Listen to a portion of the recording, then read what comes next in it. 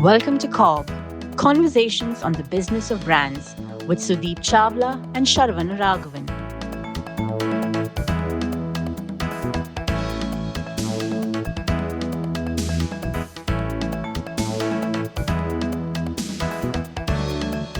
Wow. And I'm saying wow, Sharan, because I Hmm. just read the topic of today's discussion that you put up. And this is an interesting one. It says marketing side of sales. Right. Yeah, we have already done sales and marketing Hmm. and not sales versus marketing. Hmm. And now we continue on a theme which is very dear to sales guys, which is infiltration. So this is marketing infiltration onto sales side. This is not the sales infiltration, by the way. I'm sure it is not. Hmm. Okay, but I love the topic and I Hmm. think it is very relevant to talk about it to all the sales guys as well as marketing guys. And I also love the fact that you've chosen to talk about the very basic of Yep. that in this particular episode and left the rest of it possibly to be covered in the second part of this episode.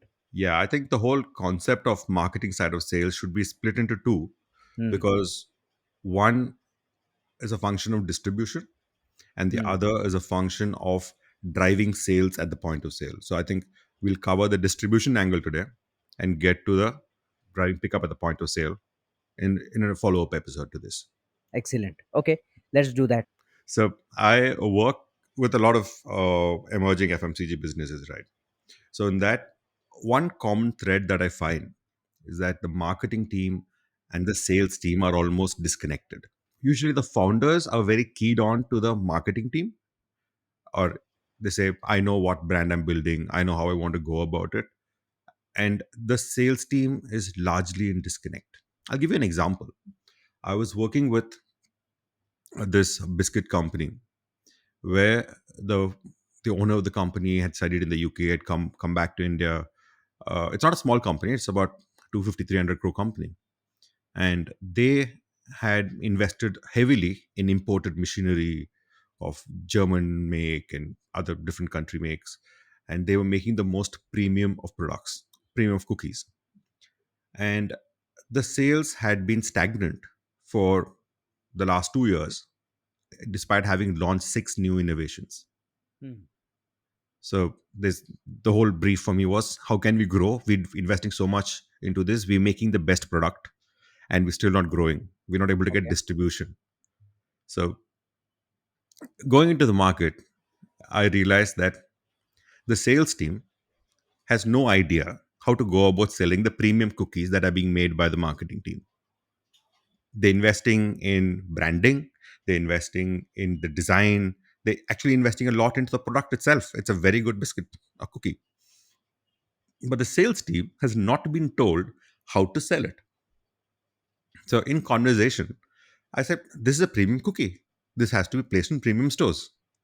And then I came on to this discovery. Maybe I was a little ignorant to this, that most FMCG businesses that I've worked with have a retail classification. What kind of stores do you supply to? So they have wholesale and they have retail. A lot of them say this store does wholesale and retail. Basically, it's a retail store that gets wholesale prices. Yeah. And there is this wonderful classification called ABC classification. Yeah. There always is. Yes. Yeah. So A are the top stores which sell premium products. C are the panwalas and the low end kirana stores. And B, if you can't fit a store into A or C, then it becomes B. Hmm. There is no standard definition of what makes A, what makes B, what makes C, and what my job as a salesman is in each of these stores. Hmm. It is more internal out. How much do they buy from us? Exactly. So what was happening to this business was that the sales team had largely come from the tobacco industry, and they knew all the panwalas and the kirana stores in the area, Hmm. and they knew their payback capacity was 250 rupees for the week. Hmm. So no matter what German innovation the company was launching, the salesman was sure he's going to bill to this panwala for 250 rupees a week. Hmm. Hmm. Okay. So they were doing what we used to call as CRS, continuous replenishment system at Panwalas. Exactly. I've seen this with quite a few companies. The Hmm. sales team is asked to distribute Hmm. without too much of a guidance on what kind of products they're doing. Hmm. I uh, I met with a company that sells nappies like Hmm. Huggies and Pampers, Hmm. and the founder was worried about grocery store distribution. Hmm. It just didn't make sense. So I said they were not even going after chemist stores Hmm. because the distributor who they'd appointed wasn't a chemist distributor. He knew the kirana guys better. Hmm. Hmm. So what I've realized is that with this episode, what founders and entrepreneurs and business owners in the consumer space can learn is that you need to identify the kind of stores your product must be in.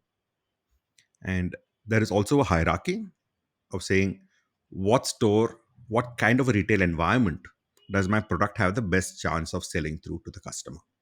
Hmm. Fair, fair. And in fact, Sharon, in the past when we have spoken about,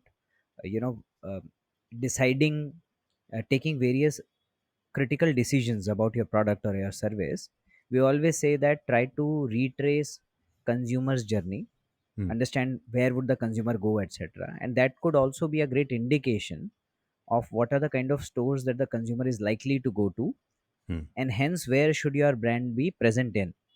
uh, Absolutely. and the what you call about is the the period before the long chew Hmm. is where when you supply to different kind of stores, and you spoke about this in the last to last episode, where we spoke about setting up retail distribution, general Right. trade distribution, and Hmm. you said that sell into different kind of stores in your vicinity, Hmm. and then let the product do the talking, Right. see what works, what doesn't work, etc. A combination of these two will obviously help you come up with the best possible choice of stores where you will sell the most, and Right. all kind of stores that you must be selling to. Absolutely. In fact, I think the best work that I've seen, I'm sure there are others who've done great work. The best work that I've seen happened to be at Cadbury. Yeah. And I think we both should credit Mr. Naveen Keswani and Sunil Sethi for doing this retail classification system Hmm. within Cadbury. This was what, Hmm. 2008, 2007, 8 is when this was Yeah, done. 2007 8, I think. Yeah, Uh, 2008 largely. so I know you know this, but I'm going to go through this for the listeners. Hmm. So because we were in the business of chocolates, the sales leadership divided the stores that we were going to distribute our products to into different retail environments. So Hmm. when I say retail environments, they're formats of stores is a cruder way of saying it. But okay, let's go one by one. First were the standalone supermarkets. So these are basically self-service stores. They're supermarkets, but they were not part of the chain. Therefore, they were not part of modern trade. They were still serviced by the general trade or the traditional trade sales team. Two were the food stores. So these were big for Cadbury because these were stores like bakeries or confectionery stores which sold primarily food products. And you sold them there because why? Because Cadbury is a snack. The best chance it has of selling out is from a store where people are coming to buy food products. And where you have the best chance to sell. Then you have grocery stores. Now, even grocery stores weren't just generically called just groceries or kiranas. Even they were classified into two different kinds of stores. High end grocers, they were labeled, I think back then, they were called stores which had the owner with at least two helpers and electronic or computerized billing. They were called the high end grocers. And the low end grocers were the smaller kirana stores, which had one person or two people from the same family running that store. And then came the chemists. These were the pharmacy chains or the pharmacy stores that we had to be distributed into. And then came the Paan shops, which were the petty shops that we put our stocks into. Now, let me ask you a question, Sudeep. If if we had to choose back then as Cadbury to be available in only one of these retail environments, which one would we have chosen? I think so. Given the portfolio that we had in 2007-8, I would have possibly said low-end grocers. Mm-hmm. They were numerous in numbers. We had small packs. Most of the portfolio was at 1 rupee and 5 rupees. Mm-hmm. It would have given us the best possible chance of getting to all the consumers. Right. But later, when the portfolio evolved, we came up with significantly larger, pack size, more premium Premium offerings. products. Yeah. Yeah, and hence I think the relative revenue of the company also would have shifted significantly from low end grocers or legs to hegs and food stores. Right. So I forgot I was talking to a mass market ASM. Yes, So for the listeners in Cadbury, we had this classification of sales. We had two different sales teams. We had the mass sales team, which was what, 5 rupees and below 5 rupees. below 5 largely is 3 rupees, 2 rupees, 1 rupee and 50 paisa. So that would be candy largely, and Yeah, the largely candy or candies forms of larger chocolates. So 2 rupee gems, right, 2 rupee 5 star, 2 rupee perk, 3 rupee Mr. Pops, right. and 50 paisa halls, and 1 rupee bobalu. Not even the 5 rupee dairy milk was part of it. Not even the 5 rupee dairy milk. Ah, That okay. was the base business. Base business. So the base was anything above five and above was considered the base business. So the Yes, distribution itself was different depending on the SKU size. correct. And why was that? So why was it important to have a distribution set up based on SKU size and therefore sell into different retail environments? Why was that important? Yeah, I think, and it goes back to where you started from. And I remember this articulation that our sales director um, and customer marketing head, Mr. Keswani, came up with at that point in time. Their mission was to make sales a science, Mm, and they wanted to get into selling, which was far more scientific than accidental selling. right. And therefore, their formula was, how do you make sales a science? You decipher what a shopper needs, and it's first started by saying who is shopper and Mm, how is a shopper different from consumer. right. Second part was what does a shopper need when they walk into a store, Mm, and depending on that need, we must make an SKU available. right. And one of the clearest examples that I remember at that point in time used to give, and that was one of the markers of stores also, Mhm, was that HEG or high end grocers are stores from where you buy your monthly grocery. mm. And hence, that is where you will find multiple SKUs of 500 gram and 1 kg Bonvita, because that's a pantry SKU. The Right. lady of the house buys it and keeps it. And a LEG is a top up store, The low end which is, grocer. yeah, low end grocers, which is near your home where you quickly run and pick up something and take it back. That is where you will find and you will sell your rupees 20 Bonvita, Right. yeah, which is a top up if they happen to finish their quota of Bonvita in the pantry. Hmm. So that kind of indicated to us that why do you need to sell Hmm. different kind of SKUs in different retail environments. Right. So they also had this classification of products, right? Must sell SKUs. Yeah, MSS. Yeah, MSS. So Yes, these were SKUs that had to be sold into specific stores correct, because that's where they had the best chance of selling out. You weren't correct, limited to them, but these were the SKUs you must ensure distribution for in those specific stores. correct. So, Sudeep, you've worked at Cadbury and you also gone to Pidilite. This would vary by category, right? So the importance of the channel or the retail environment would vary by category. Sometimes even within the category, by the way the brand is positioned, it would still vary. I would possibly say that it varies by category. Hmm. Like you were earlier saying, we were in chocolate, so we were looking at chocolate consumers or confectionery consumers and what do they want to do. Right.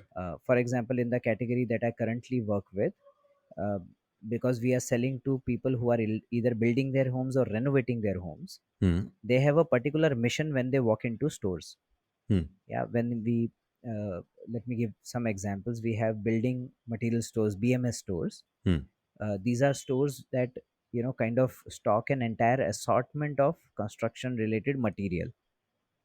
usually catering to new construction consumer, Mm-hmm. and the new construction consumers might be able to find everything from cement, steel, brick Hmm. to smaller hardware items, etc. And their mission, the shopkeeper's mission, is to provide the entire range to the consumer, Hmm. and the consumer's mission is that I this is one stop shop for me. Hmm.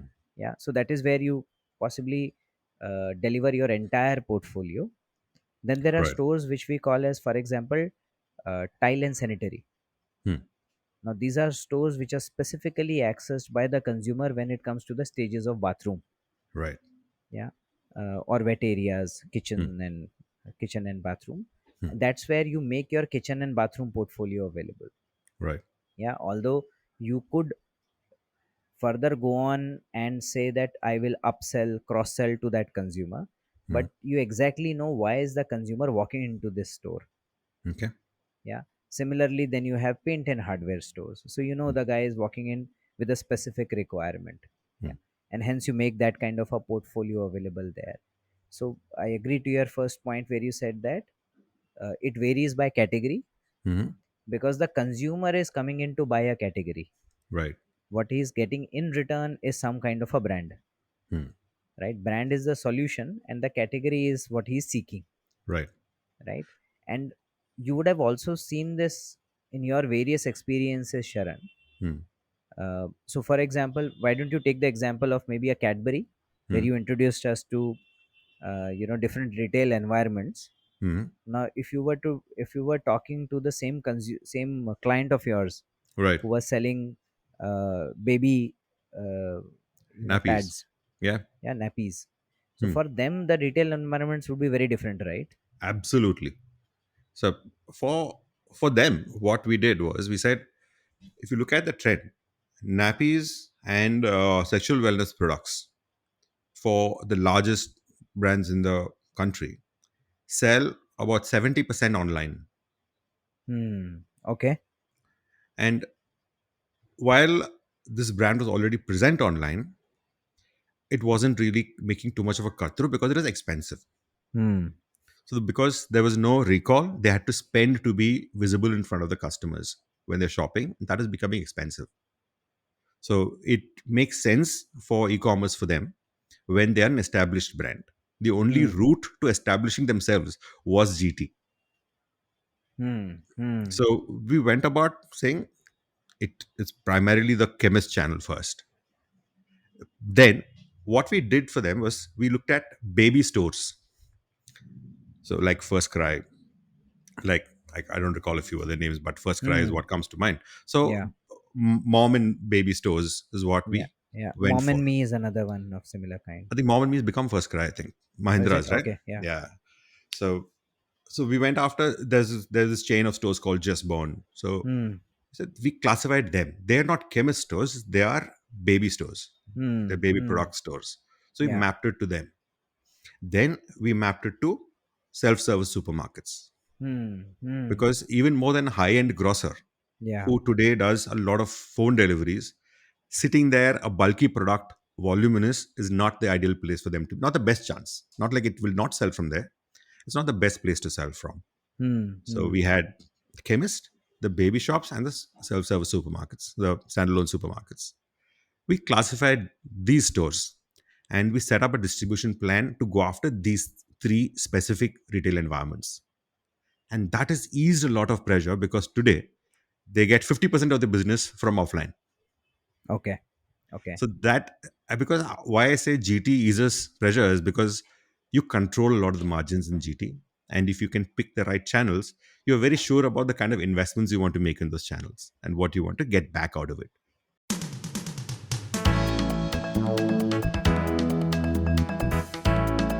Thank you for listening to CoB, Conversations on the Business of Brands with Sudeep Chawla and Sharvana Raghavan. Subscribe and learn more at cobcast.net. That's CoBBCAST.net.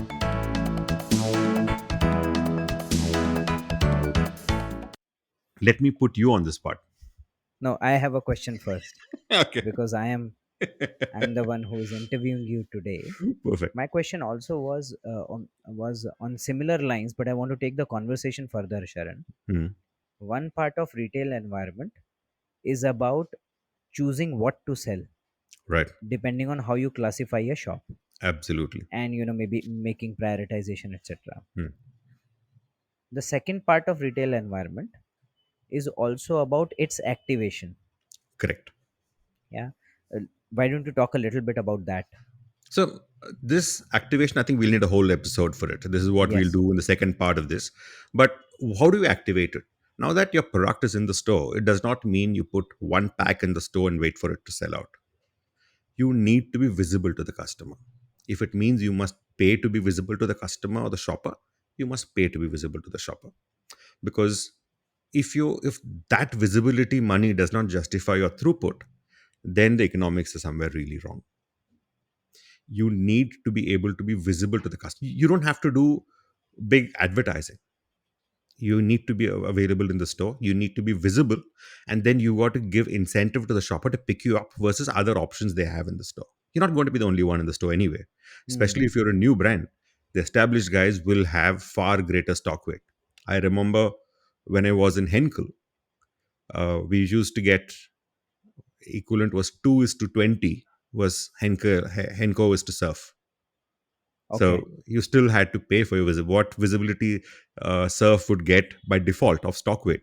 Hmm. Henko had to pay for it, Hmm. and that's the only way we could cut through to customers. Yeah. Yeah. Whatever message you need to tell them, you need to tell them. You need to make sure it's audible to them, and for that you got to spend some money. You got to spend not just money. You got to spend a lot of time and effort to make sure you're cracking it right on the shopper front. And that's what shopper science and shopper marketing comes into, which we'll get into next one. Yeah. I think in addition to that, like you said, one part of it is visibility. Hmm. The second part of it is also understanding why is the consumer there, and therefore what can your communication on the shop Right. aid them with. Right. And therefore, depending on the category, one needs to put up communication that speaks to consumer and Hmm. their exact need state at that point in time. Exactly. So Yeah. we have this famous example, right, from Walmart case study Mm-hmm. of nappies and beer bottles. Correct. Yeah. Yeah. That is just adjacencies. They put beer crates of beer next to nappy packs, and they realized. So what happened was, Walmart realized it was the men who were shopping for the nappies late at night when they were Hmm. there to do a nappy run on an emergency. So what Walmart did is they put the nappies, or rather, they put the beer cans next to where they placed the nappies. Yeah. So when the men came to pick up nappies, they once they saw beer, they decided to pick up beer as well, and beer sales shot up really high. Correct. So another example of a personal example of this is when I was in the US training with Walmart on category management. This was 2000, again 2007. So we had Henkel had a product called Super Odor Neutralizer, very poorly named, typical German style, fantastic product. Hmm. It was to remove odor from homes. The equivalent product from P&G was Febreze. Hmm. So, and nobody's heard of Super Odor Neutralizer. So in the store, uh, there was the ratio of sale was 13 is to 1. So every Okay. 13 pieces of Febreze, one Super Odor Neutralizer would sell. So there was one store in Bentonville we were allowed to experiment. So we noticed a lot of pet product buyers who were picking up Febreze. So we said, why not we put SON, super odor neutralizer, next to the pet aisle?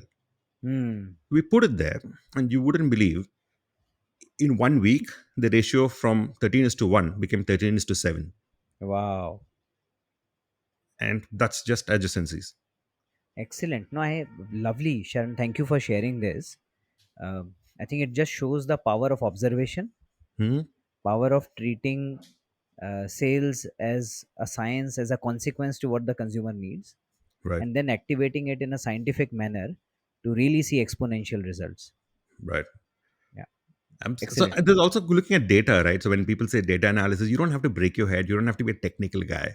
You Hmm. just have to see who's buying what are they buying with, why are they wanting me, where should I be present. So these are very commonsensical questions if you break it down to the core. And Hmm. that is all you need to do. And that is a scientific part of it. Just say asking why. Hmm. So I bring Excellent. it back to the question I was going to ask you. Yes.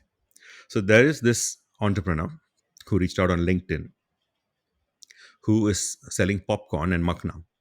Hmm.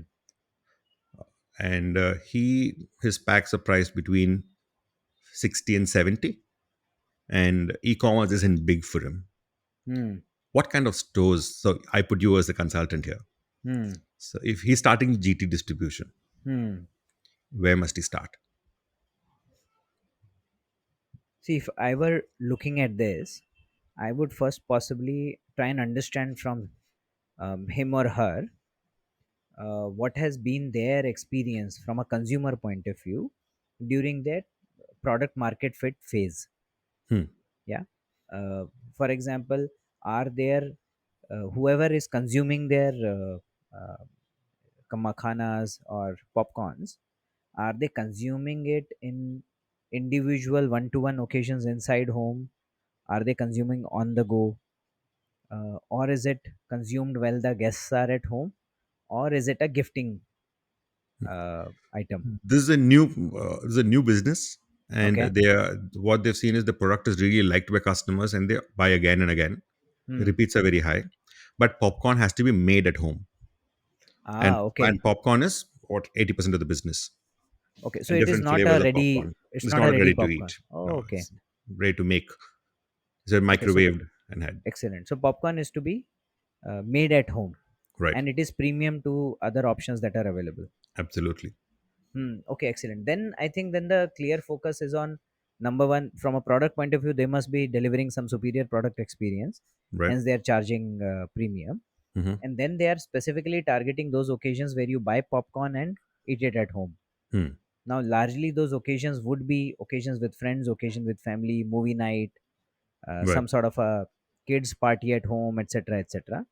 And hence I think you should target those occasions in terms of where you place and how you place, Okay. right? So for example, you earlier said there are food stores. Right. Yeah, food stores was one of the, Right. yeah. Um and then there are gift, no, not the gift stores, but the party supply stores, etc. Right. Yeah. Or when guests come home, there are some kind of drinks, some kind of dips, some kind of crackers that you buy. Mm-hmm. So maybe placing this next to them within these stores, either the self Mm-hmm. SAS, or for example in food stores, uh, would possibly give the consumers the best possible chance to Hmm. pick these up when they are picking up other essentials that are needed for guest occasions at home. Awesome. So you say focus on food stores and focus on the gift and party stores Yeah, and focus on the and adjacencies SAS. Yeah, and SAS. Yeah, yeah. SAS. Yeah. I like how you broke it down, the process of taking the customer journey, consumption occasion, and therefore the purchase decision and where they're going to shop. That's brilliant. So I think we've largely covered what we wanted to cover. I wanted to just build on it and ask you one last question that I had in my mind. Mm-hmm. Now, from a traditional trade point of view, Mm-hmm. we see different kind of stores in the market. Correct. It is fairly easy to spot what is a pawn shop. It is fairly easy to spot what is a standalone store. Right. It is also easy to spot maybe a food store, which Hmm. is a bakery kind of Yeah. a store. Yeah. The difference between high end grocers and low end grocers maybe is a little bit not so clear, Yeah. and you will only be able to understand it once you Do it see yourself. what kind of Mm-hmm. purchases are the consumer making, Hmm. or what is the kind of SKUs they are stocking. Right. This is all true for traditional trade. Mm-hmm. Now, if I were to use this science Hmm. online, Hmm. yeah, and online you have aggregators who Yes. have all of this stocked, Right. what part of it can I use there? Oh, brilliant. Because this again goes down to the same breakdown that you did Hmm. about where are they shopping, why are they shopping, how are they going to consume. And therefore, there are, you could classify the digital channel for FMCG as Hmm. marketplaces, Hmm. e-grocers, Hmm. and the quick commerce. Nice. So marketplaces are where, which is Amazon, Flipkart, where people have to order your product singularly or with the basket that they do. This is where, if you are a low value product, if you're priced anywhere less than 200, the logistics is not viable for you. That is why you would see a lot of gift packs and combo packs being promoted in the marketplaces. Hmm. Hmm. E-grocers, which Geomart, I think, slightly fading a little. Hmm. Big Basket is there. Big Basket was the pioneer in this space. Hmm. So what e-grocers do for you is what the regular traditional trade does, because FMCG is not a singular purchase; it is a basket purchase. Hmm. Hmm. Because the logistics are basketized, then you do not have to worry about the singular unit economics of the logistics side of things, Hmm. which Hmm. is what Hmm. Big Basket takes care of. So you need to be clear of, when I say I'm selling on e-commerce, am I selling on Amazon? Most people do, because Amazon is very easy to list on. It's very Hmm. automatic. It's very systematic. With everybody else, you need human interaction, which makes it Hmm. difficult. So just being on Amazon doesn't make you an e-commerce brand or make you an e-commerce business. You need to differentiate between the two. And e-grocers, the problem that they have is the delivery time. Hmm. And some people who are used to that are okay ordering it. I ordered it the previous day. I'm going to get it the next day. Some people are okay with it. But it is becoming an adoption barrier for people to get into the e-grocer space, Hmm. because the quick commerce cousin has come around. Hmm. And quick commerce is, people are saying the economics doesn't work. Hmm. But this is anecdotal information. From what I've seen, people who are shopping on e-commerce are so habituated to it, they are Hmm. willing to pay for the convenience. Hmm. So Indians do not pay for time, Hmm. but we pay for convenience. We are Hmm. lazy. Hmm. So we are willing to pay for the convenience, and the convenience isn't too big a charge as yet. Hmm. This, I'm betting, is going to be the bigger revolution in India of quick commerce delivery, and especially in the FMCG sector. When you talk e-commerce, quick commerce is going to take away a chunk of the business within these three sectors. Okay. And what was surprising to me, I was talking to one of the entrepreneurs. I had assumed, like in a low end grocer who will do immediate delivery next to your store for top up, Hmm. I thought their 250, 500 gram SKUs would be selling best, a Hmm. breakfast brand. Hmm. I was surprised to hear that even 4 and 5 kg packs sell on quick commerce for seasoned buyers who are buying on e-commerce, on quick commerce, Hmm. sorry. Hmm. So Hmm. you can see a shift in purchase behavior. Hmm. It might not be permanent, it might not be the norm, but the shift to quick commerce over e-grocer or the marketplaces is definitely happening. Sure. And people will figure out the economics of it, the retailers there. But as a brand owner or as an FMCG business, you need to know what role each of these are going to play for you. Hmm. Understood. If you are in the premium chocolate gifting business, marketplaces are great because it's going to be viable for you. Yeah. If you're in, let's say, nappies, Hmm. maybe all three are viable for you. Hmm. With But different SKUs though. different SKUs, absolutely. Hmm. But if you're in the popcorn business, like we spoke about, quick Hmm. commerce is going to be a holy grail for e-commerce. Yeah. Yeah. Or maybe later you can possibly think about some kind of a value added gift pack of popcorns which can be viable Yes, on marketplace. yes. Hmm. Hmm. So, and Interesting. this whole thing is an evolving scenario, right? So when we did the retail classification at Cadbury, we only had the six we mentioned, right? The standalone supers, food stores, high end grocer, low end grocer, chemist, and Paan. But very soon, I think it also evolved into uh, two more got added on. One was the Hmm. gift shops that you mentioned, Hmm. and the stationery shops. Hmm. Hmm. Why? Because these also were great occasions to purchase chocolate. Yeah. Stationery shop, kids come to buy. Yes, Hmm. that's a great point of sale for chocolates there. Hmm. Gift shops, you're already organizing for a party, you're buying gifts, buying chocolates, is almost very natural there. So these get added on as the company grows. Just that not all of it is required when you start the business. You need to prioritize, focus on one kind of retail environment, and then build from there. Because I tell this to my clients, you don't decide your competition. So You can figure out your right to win, how to win. Great. But the biggest strategic decision you can make is where to play. Hmm. Because you can, once you define the playground for yourself, you only have to beat them in that playground you're choosing to fight them. Hmm. That is where you have the best chance to win. That's when you bite off exactly what you can chew. Sure. No, very well put. I like how you've brought it all together towards the end, Sharon. Excellent. Thank you, Sharon. This is an excellent episode. I think for sales as well as marketing, guys. And it is also an excellent segue into possibly our next episode where we talk about shopper marketing. I can't wait for that one. Because that is something that I have a bit of history on that one with talking to a lot of my clients. So I'll pick Excellent. it up on the next episode. Let's do that. Okay. Thank you, Sharon. Thank you, Sudeep.